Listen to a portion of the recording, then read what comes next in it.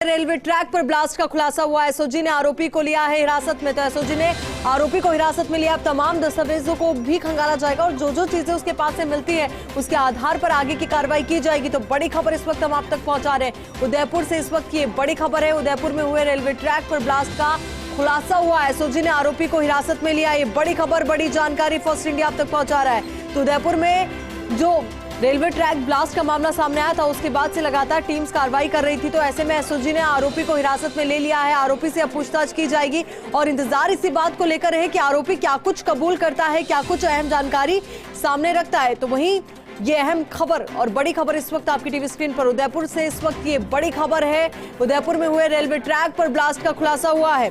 तो उदयपुर पर railway track और उस पर ये ब्लास्ट, जिसके बाद एकदम से पूरा प्रशासन सख्ते में आ गया था। तो वहीं लगातार कार्रवाई इसको लेकर के की जा रही थी। जांच एजेंसियां जुटी हुई थी कि इस पूरे मसले का खुलासा हो, क्योंकि कई तरीके के शक इस बात को लेकर भी थे कि आखिर ये पूरा टेरर मॉड्यूल है, क्या कुछ है। अब एसओजी ने जब आरोपी को हिरासत में लिया है तो निश्चित तौर पर बड़ा खुलासा यहाँ पर होगा और जानकारी ये भी जुटाई जाएगी कि आखिर कौन कौन इसमें शामिल है, तार कहां से कहां तक जुड़े हुए हैं। इन तमाम पहलुओं को लेकर के जानकारी जुटाई जाएगी। तो उदयपुर से इस वक्त की बड़ी खबर ट्रैक ब्लास्ट से जुड़ी खबर है। रेलवे ट्रैक पर ब्लास्ट का खुलासा हुआ है। तो वहीं अब एसओजी ने आरोपी को हिरासत में लिया है। तो एसओजी ने पर्दाफाश इस पूरे प्रकरण का किया है। इसी पटाक्षेप का इंतजार भी किया जा रहा था और पटाक्षेप को लेकर क्या कुछ अपडेट है वो भी हम आप तक पहुंचाएंगे। पूरी जानकारी इसको लेकर आप तक पहुंचाएंगे कि आखिर क्या कुछ तथ्य निकलकर सामने आए हैं और साथ ही एसओजी ने जो आरोपी को हिरासत में लिया है तो आरोपी ने क्या कुछ कबूल किया है, क्या कुछ जानकारी सभी के समक्ष रखी है। आरोपी ने कौन कौन है इस पूरे खेल में शामिल।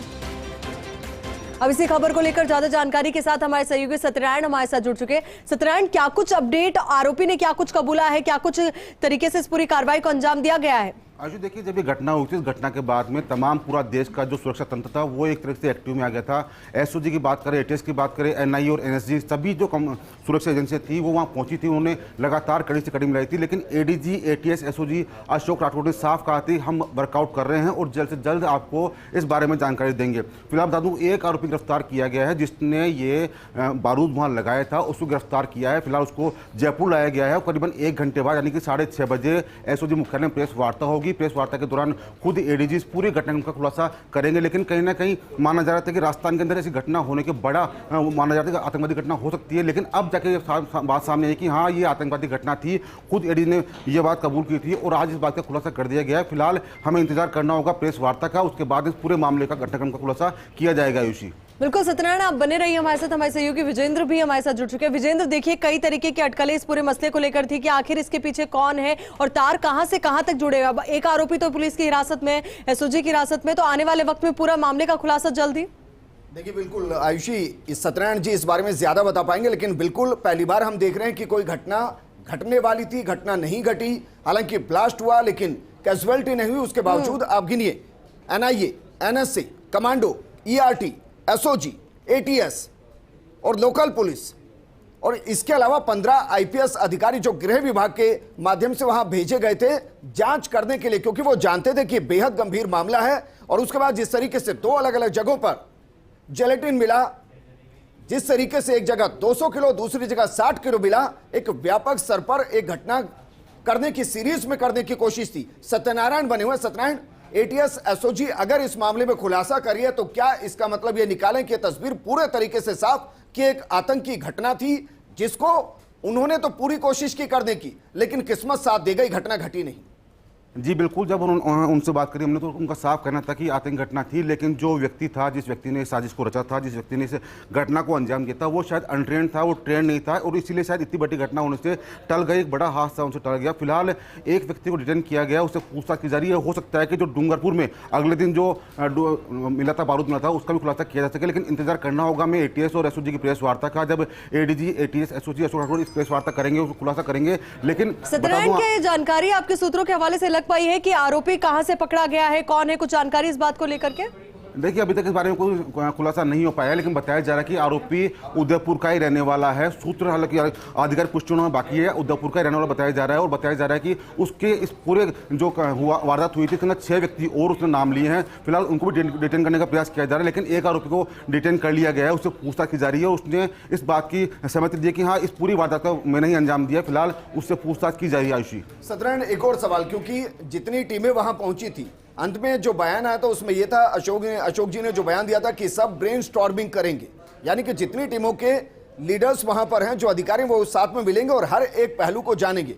अगर इसमें आतंकी घटना है तो एनआईए, क्या आपको लगता है वाकई में एक आरोपी को पकड़कर उसको रिवील करने से उसके जो कनेक्शन के लोग होंगे, क्योंकि अमूमन इस तरीके के स्लीपर सेल के लोग होते हैं जो एक घटना के लिए आपस में जुड़ते हैं और उसके बाद एक दूसरे से अलग हो जाते हैं, क्या उसको डिकोड कर पाएंगे?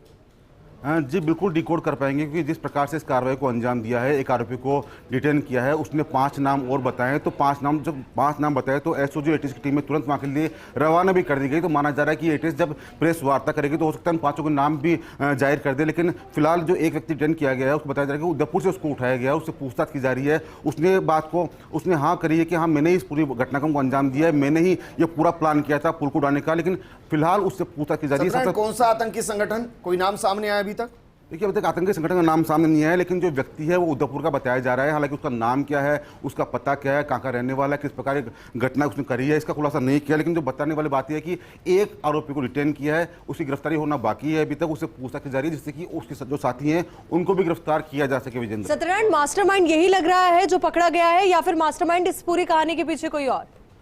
देखिए कहना जल्दबाजी होगा, क्योंकि प्रेस वार्ता जब होगी, प्रेस वार्ता के दौरान खुद ADG ATS SOG Ashok Rathore इस बारे में जानकारी दे पाएंगे। लेकिन क्योंकि घटना खुलना बहुत जरूरी था, जो आरोपी उनकी गिरफ्तारी होना बहुत जरूरी थी, और इसलिए शायद जल्दबाजी के अंदर एक व्यक्ति को डिटेन किया गया है, उसका गिरफ्तार होना बाकी है। और जब उसको गिरफ्तारी हो जाएगी, 6:30 बजे प्रेस वार्ता होगी, तमाम ये जो बातें हैं, तमाम जो प्रश्न है, उनके आंसर हमको मिल सकेंगे। विजेंद्र, जिस तरीके से एसओजी ने तत्परता दिखाई इस पूरी कार्रवाई के दौरान, हमने देखा कि मतलब एक आरोपी को पकड़ भी लिया गया है, तो ऐसे में आने वाले वक्त में इस पूरे मामले का पटाक्षेप अब ज्यादा देर का नहीं रहा है, मतलब कि 6:30 बजे प्रेस कॉन्फ्रेंस तब तक इसमें अभी भी बहुत से ऐसे पहलू हैं जिनको रिवील करना जरूरी है। जैसे अगर ये लोकल ग्रुप का वहां काम है तो फिर सबसे बड़ा सवाल ये होगा कि क्या कोई लोकल ग्रुप वहां पर पनप रहा है, उसका लीडर कौन है, उसकी मंशा क्या है। अगर ये कोई आतंकी संगठन है तो फिर ये और बड़ा सवाल होगा कि उदयपुर के अंदर इस घटना को क्यों अंजाम दिया गया। सबसे पहले उस ट्रैक को क्यों उन्होंने निशाने पर लिया, जिसको 31 तारीख को ही प्रधानमंत्री मोदी ने जनता को समर्पित किया है। अगर ये लोकल इशू है तो फिर उसके पीछे के कई सवाल होंगे। और सत्यनारायण, यही मैं आपसे जानना चाह रहा हूं, क्योंकि देखिए एक आरोपी को पकड़ लिया गया, 6:30 बजे प्रेस कॉन्फ्रेंस भी होगी, लेकिन मेरा सवाल यह है कि अगर कोई बड़ा आतंकी संगठन है तो यह अलर्ट मोड है। अगर ये लोकल वहां कोई ग्रुप है जो पनप रहा है तो फिर यह चिंता की विषय उस इलाके के अंदर, क्योंकि इससे पहले हमने देखा था कांकरा डूंगरी के अंदर जो हुआ था, उस दौरान भी बहुत कुछ घटा था और बहुत ज्यादा उसमें अंदर तक पहुंच नहीं पाए थे। क्या आपको लग रहा है कि एक ऐसा एंगल इसमें सामने आएगा जो अलार्मिंग होगा? बिल्कुल, तो देखिए शुरुआत से ही उदयपुर शहर को, उदयपुर जिले को टारगेट बनाया जा रहा है। पहले कन्हैया हत्याकांड का मामला सामने आया, उसके अंदर उदयपुर टारगेट बना, उसके बाद में फिर ये घटना हुई।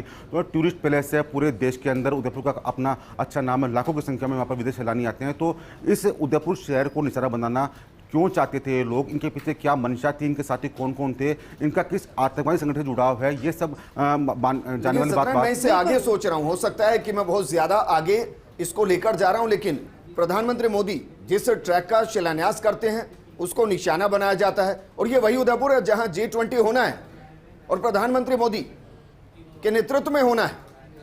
बिल्कुल, देखिए बिल्कुल आप सही कह रहे हैं कि प्रधानमंत्री मोदी के नेतृत्व में ये प्रोग्राम होना है, और जो जिस ट्रैक को उड़ाने का प्रयास किया गया था उसकी शुरुआत भी प्रधानमंत्री नरेंद्र मोदी ने की थी। तो कहीं ना कहीं संदेश देने वाली बात है कि आखिरकार उन्होंने इस घटनाक्रम को अंजाम दिया। तो उस जो अब प्रोग्राम होने वाला उसके अंदर क्या वो घटनाक्रम को अंजाम देने वाले थे। हालांकि इस घटना के बाद में डूंगरपुर के अंदर भी जो बारूद मिला था, विस्फोटक सामग्री मिली थी, तो उसके बाद में भी एडीजी अशोक राठौड़ का ये बयान था कि हम वर्कआउट कर रहे हैं, काफ़ी हद तक हम जो बदमाश हैं उनके पास तक पहुँच चुके हैं, और आने वाला समय बताएगा कि जल्द से जल्द आरोपी गिरफ्तार होंगे। फिलहाल एक आरोपी डिटेन किया गया है और साथ साथ 5 आरोपी को नामजद किए गए हैं। तो माना जाएगा। देखिए सत्यनारायण, हम देखते हैं कि जम्मू कश्मीर में जब किसी बड़े 3 लोग इसमें गिरफ्तार हुए हैं। इस वक्त की बड़ी खबर हम आपको बता रहे हैं, एक नहीं 3 इसमें गिरफ्तारियां हुई है। तो तो बिल्कुल अब तीनों का नाम भी सामने आएगा अब जब 6:30 बजे प्रेस कॉन्फ्रेंस होगी। देखिए विजन, तब तक तमाम अपडेट्स भी आते रहेंगे कि आखिर वाकई में कितने लोगों की गिरफ्तारियां हुई है, क्या कुछ उन्होंने कबूला है और क्या कुछ जानकारी उन्होंने साझा की है। पास मुझे लगता है इंफॉर्मेशन होगी। सत्रह देखिए तो अभी इस मामले के अंदर एक व्यक्ति डिटेन किया गया है जो उदयपुर का रहने वाला है, स्थानीय निवासी है, और उसने बताया कि 5 नाम और बताएं कि हो सकता है कि इसके अंदर 2-3 व्यक्ति को उठा लिया गया, लेकिन गिरफ्तारी अभी किसी की नहीं हुई है। जो व्यक्ति को डिटेन किया गया उसको डिटेन की हिरासत में लिया गया, उसकी गिरफ्तारी अभी होना बाकी है। उससे पूछताछ की जाएगी। देखिए एटीएस एसओजी और वो प्रेस कॉन्फ्रेंस करेगी। आपको लगता है सिर्फ हिरासत में किसी को लिया जाए, डिटेन किया जाए, उसी आधार पर प्रेस कॉन्फ्रेंस कर दी जाए? जाहिर है उनके पास पुख्ता सबूत होंगे, कंफर्मेशन होगी कि हाँ इसने सब कुछ किया है, उसके बाद तो सब हो रहा होगा। बिल्कुल विजन, देखिए आतंकी घटना थी, देश की सुरक्षा जुड़ा हुआ मुद्दा था। एनआईए जब यहाँ पर आई हुई थी, एनएसजी यहाँ पर आई हुई थी, तमाम जो एजेंसियां हैं साथ में काम कर रही थी, उसके बाद में एक थोड़ी सी सफलता मिलना यानी कि एक बड़ी बात है पुलिस महकमे के लिए। राजस्थान प्रदेश के अंदर अगर इतनी बड़ी वारदात के अंदर अगर हल्की सी भी सफलता मिलती है तो कहीं ना कहीं एक बड़ी वारदात कुत्ती को सुलझाना हुआ है। लेकिन बता किया गया है तो उसने 5 आरोपियों को नाम बताए साथ साथ कि मेरे साथ 5 व्यक्ति और थे। ऐसे में मामला पूरी तरह सुलझ चुका है। लेकिन जहाँ गिरफ्तारी होने की बात है, अभी तक अधिकारी हमारी बात हुई, उनको साफ नहीं, गिरफ्तारी नहीं हुई है बल्कि डिटेन किया गया है, उससे पूछताछ की जा रही है, उसके बाद में उसको गिरफ्तार किया जाएगा और मीडिया के सामने उसको लाया जाएगा। विजेंद्र, अच्छा एक और सवाल, क्योंकि राजस्थान में घटना घटनी थी या कहीं की घटी भी तो एनआईए की इन्वॉल्वमेंट इसमें हुई। ये प्रेस कॉन्फ्रेंस दिल्ली से एनआईए नहीं कर रही है, ये जयपुर से एटीएस एसओजी कर रही है। तो क्या इसका मतलब मैं अभी के लिए ये निकालूं कि इसके जितने भी कनेक्शन अभी हैं वो लोकल कनेक्शन हैं? अगर इसके राष्ट्रीय कनेक्शन होते, इंटरनेशनल कनेक्शन होते, तो क्या मैं गलत कि एनआईए दिल्ली से प्रेस कॉन्फ्रेंस कर रही होती? बिल्कुल वीरेंद्र, देखिए इसका कनेक्शन केवल प्रदेश स्तर तक ही है और शायद इसीलिए सफलता एनआईए की नहीं बल्कि एटीएस और एसओजी की है। और जब हमने उनसे क्वेश्चन किया था उस दिन क्या ये आतंकी घटना, तो उन्होंने कहा था कि हाँ ये आतंकी घटना है, लेकिन एसओजी और एटीएस लगातार काम कर रही है और आपको सफलता जल्द सामने दिखेगी। और ये कारण है कि 2 दिन बाद ही जो सफलता है वो एसओजी एटीएस के हाथों लग चुकी है। जो आरोपी उसको डिटेन कर लिया गया है और माना जा रहा है कि जल्द जल्द जो अन्य आरोपी हैं उनको भी गिरफ्तार कर लिया जाएगा। एक बड़ा खुलासा होने की संभावना है। फिलहाल हमें प्रेस वार्ता का इंतजार करना होगा और जो तमाम खुलासे होंगे वो प्रेस वार्ता के दौरान हो पाएंगे। सत्यनारायण, एक प्रतिक्रिया आपसे इस बात को लेकर मैं चाहूंगी, क्योंकि जिस तरीके से हम लगातार बात करें कि प्रदेश स्तर पर इस तरीके की बड़ी घटना को अंजाम देने की फिराक में ये थे, तो ऐसे में आपको क्यों नहीं लगता कि जो यहाँ के आम आवाम है उस तक एक बड़ा संदेश इससे जाएगा कि जो लोग हैं कितने ज्यादा वर्तमान समय में इन तमाम चीजों को लेकर के एक्टिव हो गए हैं, जो विस्फोटक सामग्री इजीली अवेलेबल हो रही है, कहाँ से आ रही है, किस तरीके से पूरा सरगना इसके पीछे? जी बिल्कुल पूरा खुलासा होगा, क्योंकि जिस प्रकार से इस घटना के बाद में खुद मुख्यमंत्री अशोक गहलोत ने साफ कहा था कि जो दोषी हैं वो जल्द से जल्द गिरफ्तार होंगे। उन्होंने आदेश दिए थे जो एडीजी एटीएस एसओजी उनको साफ कहा था कि जल्द से जल्द कोशिश करो, गिरफ्तार करो। उनका 2 ही बात करना था और यही बात करने वाला हत्याकांड में सामने हुई थी कि पुलिस तत्परता के चलते जो आरोपी थे वो गिरफ्तार हुए। और इस बार जो घटना उदयपुर के अंदर उसके अंदर भी यही हुआ कि जो आरोपी थे वो इस घटना के महज 4 से 5 दिन के अंदर डिटेन कर लिए गए। फिलहाल मुझे लगता है आयुषी शायद ये आपसे पूछना चाह रही है कि जो धौलपुर का विस्फोटक सामग्री बरामद हुआ, 200 किलो एक हुआ, 60 किलो एक हुआ, उस कंपनी के खिलाफ क्या एक्शन, जिन्होंने वो उनसे विस्फोटक सामग्री ली, क्या उनको अभी तक डिटेन किया गया कि आपके यहां से निकलकर ये पुल के नीचे कैसे पहुंची? देखिए इस बारे के अंदर अभी जांच जारी है। फिलहाल उस मामले के अंदर 2 व्यक्ति को डिटेन कर भी लिया गया था, उनसे पूछताछ भी की जा रही थी। लेकिन जो उदयपुर में घटना हुई उसके अंदर जब 1 व्यक्ति को डिटेन किया गया उसके बाद में उसने 5 व्यक्तियों के नाम और लिए, स्थानीय निवासी बताए जा रहे हैं 5 व्यक्ति भी, लेकिन वो अपने अपने घरों से फरार है। और तो शायद एटीएस एसओजी यही चाहती है कि ये बात तुरंत जनता तक पहुंचे कि वो सेफ है, उनके साथ पूरी राजस्थान पुलिस है। और राजस्थान पुलिस की सफलता है, दिल्ली पुलिस सफलता नहीं, बल्कि ये राजस्थान पुलिस की सफलता है कि उन्होंने इस पूरे घटना का खुलासा किया और 1 व्यक्ति को डिटेन किया। फिलहाल प्रेस वार्ता होगी, प्रेस वार्ता के दौरान क्या कुछ नए खुलासे होंगे। प्रेस वार्ता कौन करने वाला है? देखिए प्रेस वार्ता एडीजी एटीएस अशोक राठौड़ करेंगे, पूरे घटना की जानकारी हुई क्योंकि वही मौके पर गए थे, उन्होंने मौके का निरीक्षण किया था। उन्होंने साफ बात कही थी कि जल्द से जल्द एटीएस इस पूरे मामले का खुलासा कर देगी और यही हुआ। सिंगातीर साथ में नजर आ सकते हैं सत्यनारायण, ऐसे सिंगातीर क्या साथ में नजर आ सकते हैं? जी बिल्कुल, क्योंकि दोनों अधिकारी साथ गए थे, एडीजी इंटेलिजेंस संगतिर और ADG ATS SOG Ashok Rathore, दोनों अधिकारी वहां साथ मुकेर पहुंचे थे, साथ निरीक्षण किया था। करीबन 2 घंटे तक उन्होंने वो पूरा जो मौका मुआयना किया था, घटनास्थल का जानकारी ली थी, किस प्रकार से घटना हुई। और उसके बाद दोनों अधिकारियों ने साफ ये बात कही थी कि हाँ हर इनपुट पर हर एंगल में बात की जा रही है, जाँच की जा रही है और जो जाँच के बाद में जो कार्रवाई होगी वो जल्द सबके सामने होगी। और सफलता मिली है, ये एटीएस एसओजी सफलता है या फिर यूँ कहें कि राजस्थान पुलिस की बड़ी सफलता है कि घटनाक्रम के महज कुछ दिन बाद इस पूरे ये वारदात का खुलासा कर बिल्कुल, देती घटना है। के बाद देखिए कुछ दिनों बाद मामले का पटाक्षेप भी हो जाएगा। उम्मीद भी यही है कि जल्द से जल्द इस पूरे मामले का खुलासा हो, कौन कौन इसमें शामिल है वो जानकारी सभी के सामने आए। पर विजेंद्र, जो मुझे लगता है सबसे बड़ा सवाल इस बात को लेकर है कि हमने कुछ मीडिया रिपोर्ट्स भी देखी कि सिर्फ कुएं खोदने के नाम पर लोग कितनी बड़ी मात्रा में विस्फोटक अपने पास जुगाड़ लेते हैं। तो ऐसे में क्या आपको नहीं लगता कि जो विस्फोटक मिल जाता है इतनी आसानी से, वही सबसे बड़ी समस्या है? नियमों में शिथिलता ही सबसे बड़ी समस्या है? देखिए, जिस तरीके का ये विस्फोटक मिला है, ये विस्फोटक आसानी से नहीं मिलता। बाकायदा इसके लिए एक कंपनी निर्धारित होती है, जिनको मिलता है उनके पास लाइसेंस होता है। जिस मात्रा में दिया जाता है उस मात्रा को भी नोट किया जाता है और जिस पर्पस से लिया जाता है वो पर्पस भी बताया जाता है और उसके बाद फिर ये विस्फोटक मिलता है। लेकिन सवाल इन सब के बीच में ये है, जैसे कि सत्यनारायण बता रहे हैं कि वो ट्रेन नहीं था, लेकिन ट्रेन नहीं होने के बावजूद उसने विस्फोट किया है। सवाल यह है कि विस्फोट उस वक्त नहीं हुआ जब ट्रेन वहां से जा रही थी, विस्फोट उसने किया है और जिस तरीके से विस्फोट हुआ है वो एक अलग तरीके का विस्फोट है। सत्यनारायण, सवाल मेरा यह है कि हो सकता है उसने लोकल ट्रेनिंग लिया हो या फिर जो माइन में जो ब्लास्ट करते हैं, जो पत्थरों में ब्लास्ट करते हैं, क्योंकि ये उस तरीके का प्रोसेस है, माइनिंग में ब्लास्ट करता हो और उसने इस घटना को अंजाम दिया हो। जी बिल्कुल, ये जो बारूद था वो 90 सुपर 90 का बताया जा रहा था। ये जो बारूद था वो माइंस में काम आने वाला बारूद था, लेकिन इस बारूद के लिए भी जब कोई इस प्रकार की घटना को अंजाम देता है तो पहले प्रशासनिक इसके अंदर अनुमति जरूरी होती है, स्वीकृति जरूरी होती है। लेकिन कुआं खोदने के लिए, माइंस के लिए, अवैध माइंस के लिए इस प्रकार की जो बारूद है वो बाजार के अंदर आसानी से बिकते हैं। ऐसे में ज़रूरत है कि जो इस प्रकार के उद्योग चल रहे हैं, बारूद बेचने वाले काम कर रहे हैं, उनके खिलाफ कार्रवाई की जाए। अगर कोई व्यक्ति को वास्तव में किसी सफल काम के लिए जरूरत हो बारूद की तो लाइसेंस लेना आवश्यक है। लेकिन ये जो घटनाएं होती है इसके अंदर किसी का लाइसेंस नहीं होता, जो बेचने वाले आराम से बेच सकते हैं, तो मुनाफा कमाते हैं। ऐसे में ज़रूरत ये भी है कि राजस्थान के अंदर जो इस प्रकार का कार्य करते हैं उनके ऊपर भी अंकुश लगाया जाए। विजेंद्र, बिल्कुल, ऐसे में सत्यनारायण और विजेंद्र, देखिए जो भी गलती होती है, जो भी घटना होती है, एक सीख देती है, एक सबक देती है। तो ऐसे में जरूरी हो जाता है कि भविष्य के लिए इस पूरी घटना से हम सबक लें। एक और तो जहां इस पूरे मामले का पटाक्षेप हो, इन आरोपियों पर सख्त से सख्त कार्रवाई हो, तो वहीं भविष्य में इस तरीके की घटनाओं पर रोक लग सके, यही सबसे पहले प्राथमिकता होनी चाहिए। बहुत बहुत शुक्रिया आप दोनों का हमारे साथ जुड़ने के लिए, पूरी बातचीत के लिए। इसी के साथ बुलेटिन